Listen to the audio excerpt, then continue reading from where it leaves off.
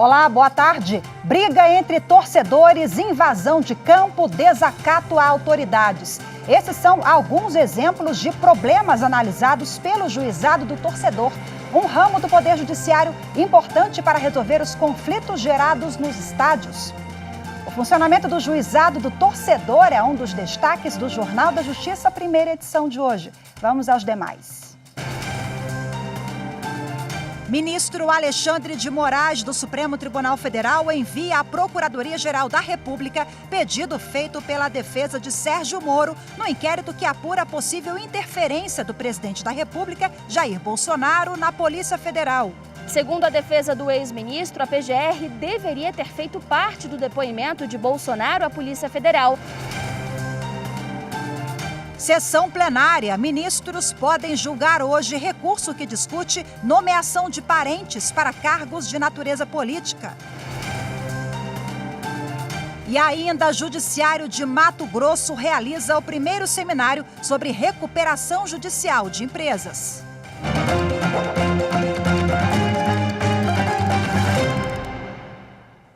O ministro Alexandre de Moraes, do Supremo Tribunal Federal, enviou à Procuradoria-Geral da República um pedido feito pela defesa de Sérgio Moro no inquérito que apura a possível interferência do presidente da República, Jair Bolsonaro, na Polícia Federal. O ministro Alexandre de Moraes pediu que a Procuradoria-Geral da República se manifeste sobre o requerimento formulado pela defesa do ex-juiz e ex-ministro Sérgio Moro nesta quarta-feira. O inquérito investiga possível interferência de Jair Bolsonaro na Polícia Federal para beneficiar familiares e aliados políticos. Sérgio Moro enviou o pedido ao Supremo Tribunal Federal para que a Procuradoria-Geral da República recebesse o relatório do depoimento prestado por Jair Bolsonaro na noite do dia 3 de novembro em Brasília. Segundo a defesa do ex-ministro, a PGR deveria ter feito parte do depoimento de Bolsonaro à Polícia Federal para que pudesse esclarecer eventuais dúvidas sobre o conteúdo das declarações do presidente. Por maioria, o Supremo Tribunal Federal manteve a suspensão da execução dos recursos das chamadas emendas do relator, relativas ao orçamento deste ano, até que seja julgado o mérito de 3 ações que questionam essa prática do Congresso Nacional. A sessão do plenário virtual terminou na noite dessa quarta-feira. 8 ministros votaram para confirmar a suspensão determinada pela ministra Rosa Weber. Com a decisão referendada, o Congresso Nacional, a Presidência da República, a Casa Civil e o Ministério da Economia devem tornar públicos em 30 dias os documentos que embasaram as demandas ou resultaram na distribuição de recursos das emendas do relator nos orçamentos do ano passado e deste ano. A informação deve ficar disponível para acesso público. No voto, a vice-presidente do Supremo Tribunal Federal ressaltou que o modelo de execução financeira e orçamentária das emendas do relator desrespeita a transparência no uso de dinheiro do Estado, sem possibilidade de controle por meio das plataformas de informações públicas disponíveis na internet.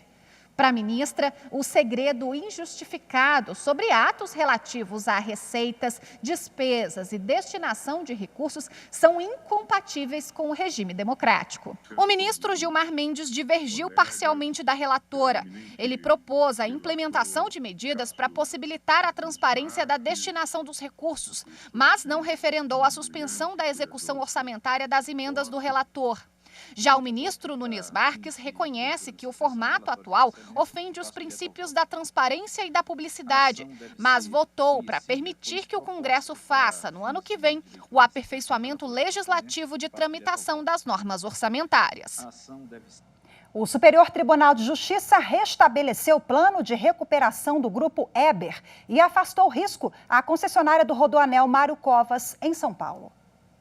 O presidente do STJ, ministro Humberto Martins, suspendeu decisão do Tribunal de Justiça de São Paulo, que havia determinado a votação em 45 dias de novos planos de recuperação das empresas do Grupo Eber, ao qual pertence a SP Mar, uma das concessionárias que administram o Rodoanel Mário Covas, em São Paulo.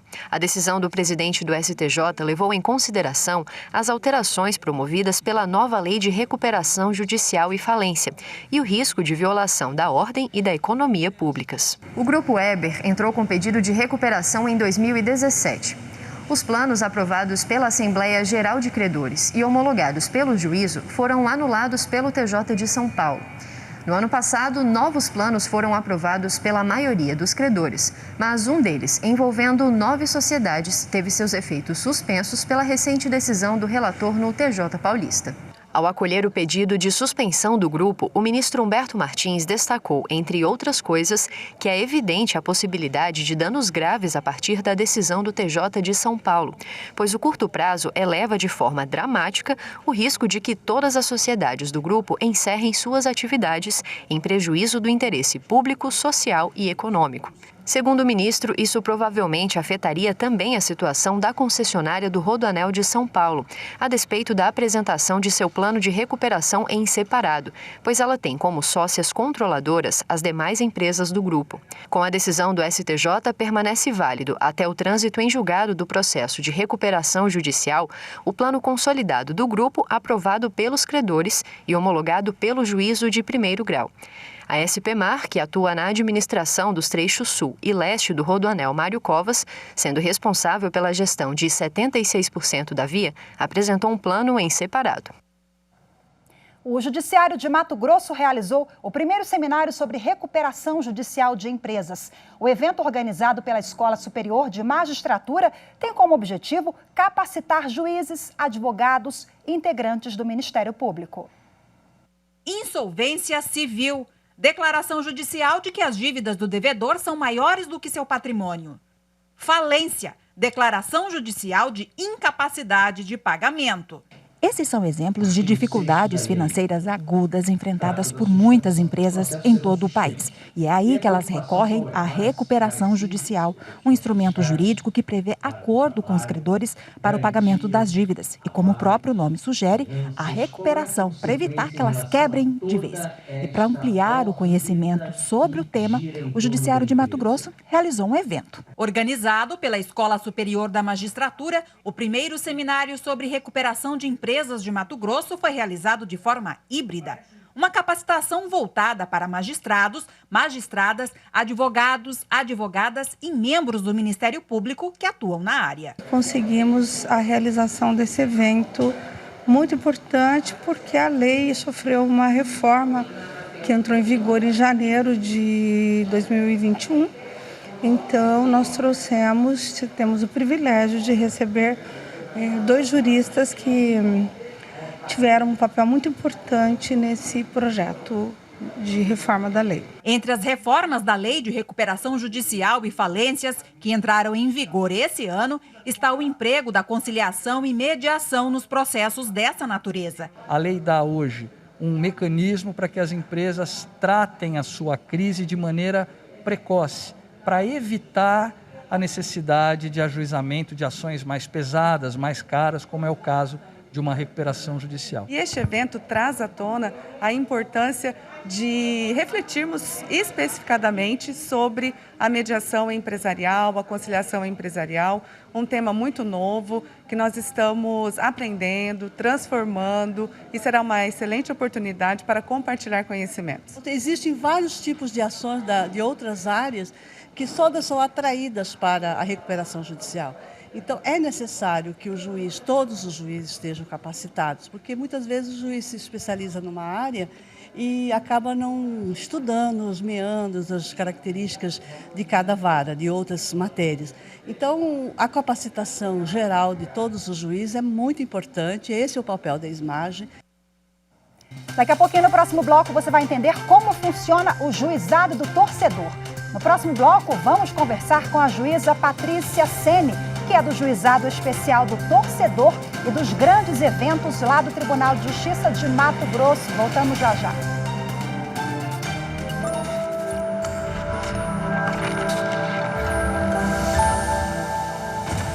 A nossa Constituição, em vários artigos, ela preza pela solução pacífica das controvérsias dos seus cidadãos. Então, ela é dinâmica, ela sempre atende aos anseios da sociedade e cada vez mais nós temos que prestigiá-la para que continuemos com o Estado democrático de direito.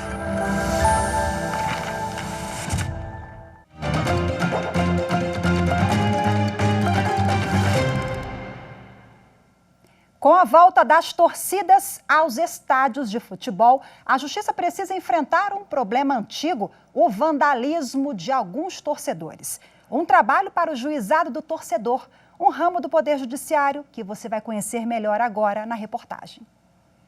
Cenas como essas ainda se repetem nos estádios de futebol do Brasil. Este vídeo foi gravado no fim do mês passado, no final da partida que o Grêmio perdeu por 3-2 para o Palmeiras em Porto Alegre, no Rio Grande do Sul. Os torcedores gremistas não se conformaram em invadir o campo agredindo o time rival e os policiais. Esse tipo de violência contribuiu para que fosse criada uma justiça especializada que agisse de forma mais rápida e efetiva para punir os responsáveis. Vários juizados foram criados e são efetivos no país todo, né? O de Pernambuco mesmo, ele foi o primeiro criado no Brasil, 3 anos após o Estatuto do Torcedor, em 2006. E o juizado do torcedor funciona perfeitamente, com sede própria, atuando dentro dos estados, principalmente nos grandes jogos. Com os bons resultados dos primeiros juizados, o Conselho Nacional de Justiça publicou uma recomendação em 2013 para que todos os estados passassem a ter esse tipo de atendimento. À época, o Brasil estava às vésperas de receber a Copa do Mundo. Além de reprimir a violência nos Jogos Nacionais, a recomendação também teve o objetivo de preparar o país para receber o Mundial de 2014 e a Olimpíada em 2016. Com a Justiça trabalhando dentro do estádio, os juizados dão uma resposta mais rápida aos crimes cometidos durante os eventos. Eles têm competência para analisar casos de menor complexidade que envolvam violências praticadas por torcedores, como tumulto, invasão de campo e desacato a autoridades. Além disso, podem processar e julgar ações cíveis de direito do consumidor, como, por exemplo, problemas na compra de ingresso. No caso do Grêmio, em que os torcedores invadiram o campo em Porto Alegre, a Justiça proibiu novos jogos com torcida até o julgamento definitivo. O clube pode ser condenado a pagar multa de até R$100 mil e perder até 10 mandos de campo. E para falar mais sobre o assunto, eu converso agora com a juíza titular do Juizado Especial do Torcedor e dos Grandes Eventos do Tribunal de Justiça de Mato Grosso, doutora Patrícia Sene. Olá, seja muito bem-vinda, boa tarde. Boa tarde, obrigada pelo convite. Aqui no Mato Grosso ainda bom dia, porque é 1 hora menos. Opa, boa tarde, bem-vinda, doutora. A senhora também que é vice-presidente do Fórum Nacional dos Juizados dos Torcedores, né? Esses juizados, eles não funcionam em todo o país, não temos essa presença, né? Essa atuação do Poder Judiciário em todos os estados, porque temos ainda, cada um tem a sua peculiaridade, mas já foi um avanço enorme, né? Como é que vem sendo o trabalho realizado por vocês, doutora? Sem dúvida. A recomendação 45, ela foi feita em 2013, como já dito na matéria, justamente pensando na Copa do Mundo. E vários estados que foram as cidades sedes, eles foram implementados, assim como no Mato Grosso, por exemplo, que foi uma das sedes. Alguns acabaram que, após a Copa do Mundo, se desfizeram dessa competência, né, se desfizeram desses juizados, e outros permaneceram. A par disso, cada um desses juizados, eles, apesar da recomendação ela falar que você deveria pensar, os tribunais deveriam pensar em proteger tanto a parte civil como criminal, existem alguns juizados que eles trabalham com competência plena, como é o caso aqui do Mato Grosso, que nós temos competência civil, criminal, administrativa e vara da infância num raio de 5 quilômetros do local ou do evento ou do jogo, digamos assim, e alguns outros estados em que eles apenas se concentram nas competências criminais, ainda que existente na própria recomendação que isso fosse feito também para a parte civil. Então, essas pequenas peculiaridades, né, e que nem em todos os estados nós trabalhamos da mesma forma. E vocês trabalham com uma atuação preventiva também, né, porque a reportagem apresentou a decisão da semana passada que o juizado do torcedor, ele proibiu a torcida no Grenal, né, que é uma ação preventiva para que novos eventos, como nós vimos, infelizmente, que eles voltassem a acontecer, né, doutora? Tem essa atuação lá na hora e para evitar. Exato. Nós não atuamos apenas de forma repressiva. O intuito da recomendação de todos os tribunais que instituíram e criaram os seus juizados do torcedor e dos grandes eventos, lembrando que nem todos são grandes eventos, é justamente fazer com que o juiz esteja diretamente relacionado àquela situação. Seja um torcedor que comprou um ingresso falsificado ou que comprou um ingresso para um camarote de um evento e que chegou lá não existia, ou, inclusive, foi vítima ou foi o agressor, para que a gente possa estar presente. Mas, a par disso, a nossa competência começa muito antes, no momento em que há a preparação para o evento, a preparação para o jogo. Nós fazemos briefings, atuamos com parceria com a Secretaria de Segurança Pública, Ministério Público, Defensoria, sem contar, no caso dos grandes eventos, com os próprios organizadores, para que tudo ocorra de forma perfeita, né? Para que a gente não tenha situações tão desagradáveis como essa do colega Flávio, que aparece na matéria, né, que aconteceu em Pernambuco e agora, recentemente, com o colega Marco, que está lá em Porto Alegre e teve essa decisão aí no tocante a essa infeliz situação do Grêmio. Quais são os principais casos analisados no âmbito do juizado? Nós temos, assim, o mais comum, as competências criminais de menor potencial ofensivo, né, que elas estão todas descritas num artigo específico, que é o 12A, o 13A, que fala, por exemplo, da invasão de canto, de campo, de você, a proibição de você entrar com bandeiras, com mastro, né, tudo isso está disciplinado. Mas, a parte disso, nós temos, infelizmente, muito, e assim, diretamente relacionado à bebida alcoólica, o fato de nós termos agressões, vias de fato, nós temos também muito bilhete clandestino, né, o cambismo, que é algo que a gente nem imaginava que a gente pudesse ter em tanta quantidade, mas nós temos. O cambismo é algo que movimenta milhões no Brasil, né? E nós atuamos de forma tanto preventiva como repressiva no tocante ao cambismo. A parte disso, nós temos, por exemplo, crianças que se perderam, adolescentes embriagados, e toda essa gama de situações, como eu disse, sem contar a competência do juizado civil, né, que está diretamente relacionado ao consumidor. Doutora Patrícia, eu sei que na próxima semana tem inauguração aí no âmbito do do juizado do torcedor, o juizado que nasce com o estatuto, né, do torcedor. Temos a inauguração do complexo em Mato Grosso, conta pra gente.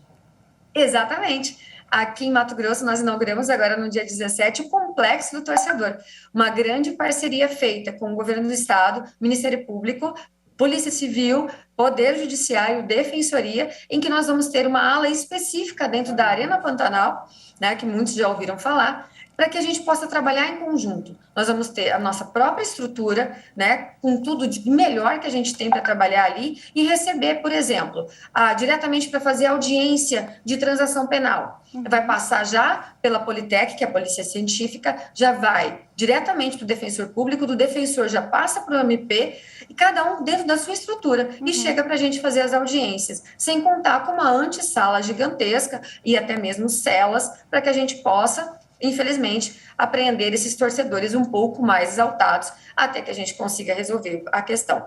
É um investimento que foi feito assim de forma grandiosa, justamente para que a gente possa atender, né, essa nossa clientela, que não só é o torcedor, mas as famílias que vão para dentro dos estádios, né? O futebol é uma paixão nacional. Então, o Poder Judiciário não poderia estar longe dessa grande paixão.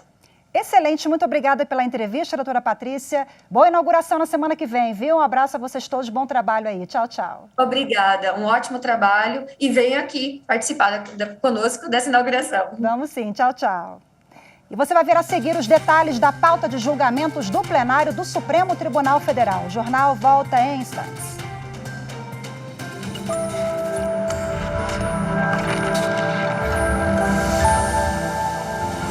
A Constituição, lei máxima de uma nação, é o pilar de organização política e social do nosso país, pois estabelece o funcionamento do governo e também os limites da sua atuação, definindo ainda direitos e deveres dos cidadãos.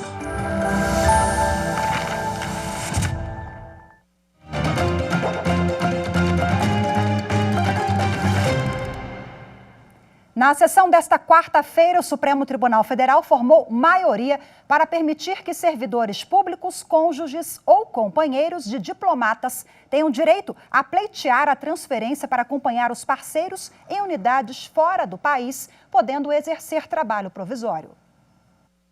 A regra questionada pela Procuradoria-Geral da República acabou com o trabalho provisório em unidades do Ministério das Relações Exteriores fora do Brasil, de servidores públicos, cônjuges ou companheiros de diplomatas, oficiais de chancelaria e assistentes de chancelaria. A lei é de 2006 e trata do regime jurídico dos servidores do Serviço Exterior Brasileiro. Na ação, a PGR sustentou que o artigo sobre a remoção desses funcionários é inconstitucional, porque afronta princípios como o da proteção estatal da família e o do direito social ao trabalho, restando ao servidor a alternativa de licença não remunerada. Entendemos que há uma violação à igualdade quando há uma vedação aos servidores do serviço exterior, uma vedação que não existe para os servidores públicos comuns. A Advocacia Geral da União explicou critérios da norma e sustentou a legalidade da regra. Apesar das portarias de remoção dos servidores dos Ministérios das Relações Exteriores serem portarias de ofício, não há qualquer imposição por parte da administração pública. Ou seja, as remoções são voluntárias e os servidores podem optar por se inscreverem ou não para o cumprimento daquela missão específica. O relator, ministro Luiz Fux, votou a favor da ação da PGR para fazer valer o direito de servidores que querem acompanhar seus parceiros sem deixar de trabalhar no exterior. Os elevados custos inerentes à mudança e à subsistência em outro país, a despeito das verbas indenizatórias que aqui foram mencionadas, impõem aos cônjuges companheiros de integrantes do corpo diplomático a escolha trágica entre, de um lado, lidar com o decréscimo patrimonial decorrente da perda integral da remuneração por licença do cargo. De outro, sacrificar o convívio conjugal em prol da contribuição para o sustento da família. Até agora, outros 8 ministros seguiram o entendimento do relator. O ministro Nunes Marques ainda estabeleceu algumas premissas para o exercício do trabalho provisório. Em cada caso e a requerimento do interessado, avaliar a existência de função compatível com tal exercício, respeitadas as normas que vedam o nepotismo na indicação para funções comissionadas ou cargos em comissão. Para as tarefas funcionais que possam ser realizadas à distância, sem prejuízo para a administração pública, a opção haverá de ser franqueada como solução ao servidor público que precise residir no exterior para acompanhar cônjuge integrante das carreiras do SEB. O julgamento foi suspenso e será retomado nesta quinta-feira. E além desse processo, a pauta de julgamentos tem outros 5. Quem traz as informações é a consultora jurídica da TV Justiça, Gisele Reis. Na pauta constam 2 ações sobre descontos em mensalidades, semestralidades e anuidades escolares. As ações foram apresentadas pelo Conselho de Reitores das Universidades Brasileiras, que representa 130 universidades, centros universitários e faculdades, e pela Associação Nacional das Universidades Particulares.